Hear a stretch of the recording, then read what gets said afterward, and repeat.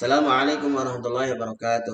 Baik, anak-anak kelas 5 yang soleh dan soleha, izinkan Pak Ali pada kesempatan Kamis hari ini, tepatnya tanggal 17 Februari 2022. Pak Ali sampaikan materi rangkuman kawaid atau tata bahasa terkait bagaimana membuat kalimat. Ya, ini dari materi bab 4 ya, ya kelas 5 semester genap ya. Bab 4 itu materi tentang Ghurfatul Istiqbali, ruang tamu, dan Ghurfatul Mudzakarti, ruang belajar. Ya. Inti materi yang ada di dalamnya itu, kalau saya lihat dari buku paket kalian itu, aturan terdalam buat kalimat itu yaitu ada dua pola, itu pola kalimat mubtada khobar dan dibalik khobar muqaddam mubtada makhor. Nah, kalau kita membuat dua pola kalimat itu biasanya itu ada kata-kata ya yang lain yang menjadi pendukung, antara lain ini ya, kata sifat ya. Nah, nanti modelnya pertama pola kalimatnya yang subjeknya atau bendanya menggunakan kata sifat. Tentu saja kalau kita memasukkan kata sifat dalam satu kalimat disesuaikan dengan benda yang mau diterangin ya. Jenisnya mudzakkar atau muannas. Mudzakkar itu laki-laki, muannas itu perempuan. Seperti ini, luas wasiun wasiatun. Sempit ada doikun, ada doikotun. Nah, artinya kalau bendanya jenisnya laki-laki, nggak ada tanda tak marbutohnya. Kalau bendanya jenis perempuan, ada tanda tak marbutohnya. Ya, seperti itu ya. Ini daftarnya. Mungkin juga ada yang di luar ini. Nah, cuma kalau menurut Pak Ali nyari kalau kita melengkapi kalimat dengan kata sifat itu cari yang mudah aja, jangan nyari yang susah-susah yang nggak ada di sini menurut Pak Ali. Di latihan 3 69 70 tuh kamu saya lihat nyari yang susah-susah dari kamus, ya, kamus Android mungkin ya. Yang kedua, yang didukung dengan kata keterangan tempat yang dalam bahasa disebut dengan dorob ya. Dorob itu keterangan tempat ya. Atau adawatul jar kata depan ya. Nih amama waro'a bijiwari atau boleh juga janibah ala fauqa tahtafi gitu ya. Itu yang paling ajarin ya. Semuanya sama nih perannya. Nah, di depan, di belakang, di samping, di atas, nempel, di atas ada jarak. Ini di atas ya. Aduh, salah lagi nih. Di atas maksudnya. Di bawah, di atau di dalam. Nah, eh, peran daripada amama waro'a dan kawan-kawan ini kan ini keterangan tempat. Perannya apa? Jadi gini, semua kata yang diawali didahului sama keterangan tempat amama waro'a dan kawan-kawan, maka baris akhirnya harus kalau dia cuma satu kata baris akhirnya harus kasro. Contoh kita nanti kalau ngomong misalnya Pak di depan apa kelas. Di depan tuh amama, amama tuh udah ada di-nya, jangan ditambah lagi dengan yang fi nanti ya. Amama tuh udah ada di-nya, jadi amama di depan, waro'a di belakang, udah ada di-nya. Jadi jangan dipasang lagi di-nya dengan fi, jangan ya. Langsung jadi ya. Jadi kalau di depan kelas bahasa aslinya amama sama faslun, nah itu nggak boleh dalam bahasa Arab. Amama faslun itu nggak boleh. Maka aturannya apa? Faslunnya jadi fasli ditambah alif lam. Jadi amama faslun jadi amamal fasli. Amama masjidun amamal masjidi. Fi faslun fil fasli dan seterusnya seperti itu. Itu peran amama dan kawan-kawan seperti itu. Dan ini Pak Ali langsung mulai pola kalimat pertama ya, yang dengan kata tunjuk. Pak Ali kasih gambaran dulu ya. Kata tunjuk itu ada dua, ada ini dan itu. Ini bahasa Arabnya ada hada, ada hadihi. Nah, hada dan hadihi apa hada dan hadihi itu artinya ini. Ya. Cuma yang sebelah kanan hada itu buat laki-laki, hadi buat perempuan, ya. Nah, begitu pula dengan itu tuh dalika sama tilka. Dalika itu buat laki, tilka itu buat benda yang jenisnya perempuan yang diakhiri dengan tak marbutoh, ya. Sekarang gini, kita ngomongin jabatan kata dalam kalimat nih. Pola kalimat yang pertama tuh namanya mubtada dan khobar. Mubtada itu subjeknya, khobar itu keterangannya. Jadi mubtada itu adalah benda atau kata yang ada di awal yang akan diberikan keterangan ya.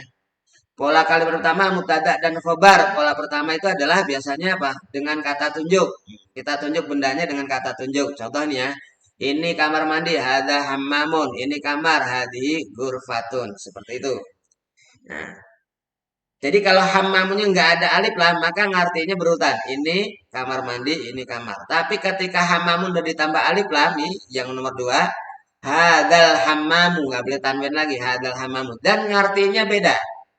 Nah, mengartikannya bukan ini kamar mandi, tapi kamar mandi ini berarti belum selesai. Maka dia butuh kata sifat. Nah, kata sifatnya harus sesuaikan. Karena hammamun laki-laki, maka hadal hammamu cari kata sifat yang tepat, yang cocok. Yang penting jenisnya juga laki-laki. Misalnya kamar mandi itu bersih, nggak jorok kamar mandinya. Hadal hammamu nadifun. Nah, sedangkan kalau kamar perempuan, maka bukan nadi pun tapi nadi patun hadil gurfatun nadi patun kamar ini bersih. Itu pola kalimat yang jabatannya mubtada dan khabar dari yang pertama ya. Jadi kalau ditanya jabatannya apa? Hadal hamamu nadipun. Hadal hamamu itu mubtada, nadipun tuh khobar. Seperti itu mestinya. Oke, sekarang masuk pola kedua yang itu. Hampir sama dengan hada. Bedanya apa? Pakai zalika aja gitu. Ya, Assalamualaikum. Ya, waduh, saya lagi online Pak. Sebentar lagi Pak, lagi belajar. Habis dohor aja nggak apa-apa. Hah? Lama nanti. Habis dohor aja. Saya tadi, Heeh. Gimana? Bisa.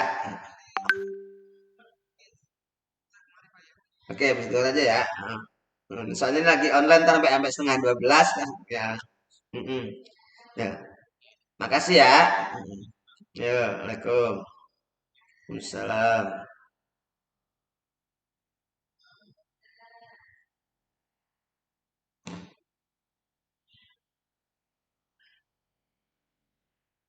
Iya, lanjut ya.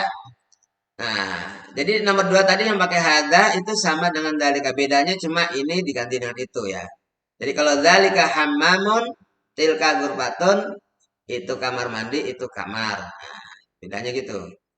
Tapi ketika hammamun jadi tambah alif lam, dalikal hammamu artinya sama kayak tadi. Di balik kamar mandi itu. Tadi kamar mandi ini kalau hada hadi. Tapi sekarang kamar mandi itu tinggal nambah kata sifat nanti pun nanti patun. Seperti itu ya. Itu dari pola yang kedua. Tetap jabatannya dalikal hammamu atau hadil gurfat. Tilkal gurfatu itu mubtada, sedangkan kata sifatnya jadi khobar. Ya. Yang model ketiga, 6 sama 7. Ya. Ini kalau ini maksud balik pakai tambahan aidon juga artinya. Jadi kalau kita mau membandingkan ruangan benda yang pertama dengan kedua sama-sama kata sifatnya kuat, ya maka itu pakai kata juga. Contohnya ya, hadal hamamu nadipun wa hadil ghurfatun nadifatun aidon. Jadi biasanya gitu juga ya. Nah, sama-sama jarak dekat ya. Ya. Kalau jarak jauh, tadi boleh jarak jauh tuh ya, sama-sama zalikal hamamu nadipun watil kal gurbatu nadibatun aidon itu sama-sama jarak jauh ya. Atau zalika tilkanya dibuang, sebenarnya sama. Nomor 4 dan nomor 7 itu artinya sama. Jadi ketika dihilangkan zalika tilkanya, tapi hamamnya ada alif lamnya di depan al hamamu atau al gurfatu, nah atau al benda, maka itu artinya benda itu ya, gitu ya. Nah, itu nomor 67. Nomor 89 juga sama. Bedanya cuma paling deket jauh sama jauh deket gitu aja ya. Itu untuk pola kalimat mubtada khobar dengan kata sifat. Ini latihannya nggak usah. Itu ngisi dengan kata tunjuk dengan kata sifat. Nah, sekarang pola kalimat yang sebenarnya yang bisa dibalik yang menggunakan dorob keterangan tempat. Ya. Yang menggunakan keterangan tempat. Ya. Ini paling nggak ke pertanyaan dulu kan tadi paling bagi dua. Ada kalimat pertanyaan, tanya, ada yang jawaban, ya kan? Nah, kita lari ke jawaban dulu, tapi ini bukan menjawab dulu. Ini jadi pola kalimat informasi dulu, pernyataan, ya. Umar di kelas. Nah, ini Umarnya kok masih ada lagi nih, dibuang ke sini ya. Maaf nih, tek gitu ya. Nah, gitu. Jadi kalau bahasa Arab Umar di kelas, Umar tuh mubtada, fil faslinya khobar seperti itu ya. Khobarnya mana ciri khobar? Jadi ciri-ciri khobar di sini biasanya Nanti mau yang dibalik kayak mau yang nggak dibalik, nah itu kalau khobar tuh cirinya pasti ada dorobnya.